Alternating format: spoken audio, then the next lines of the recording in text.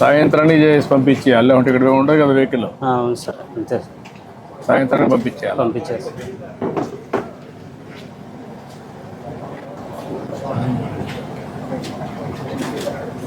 ఈ మార్గం షెడ్ ఉంటే వచ్చేవాళ్ళు కూడా తక్కువ వస్తారు కదా. అవును సార్.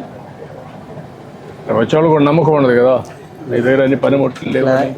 పని బాగానే చేస్తాం కానీ ఎక్విప్మెంట్ సామాన్లు పని నువ్వు పని చేయగలుగుతావు, పనిముట్లు కూడా ఉంటే అప్పుడు ఈజీగా ఉంటుంది. అట్లా లేకుండా ఉంటే నువ్వు ఎంత కష్టపడినా లాభంలే కదా. ఓకే, నేను మాట్లాడతాను, మాట్లాడి చేయమంటా అన్ని ధైర్యంగా.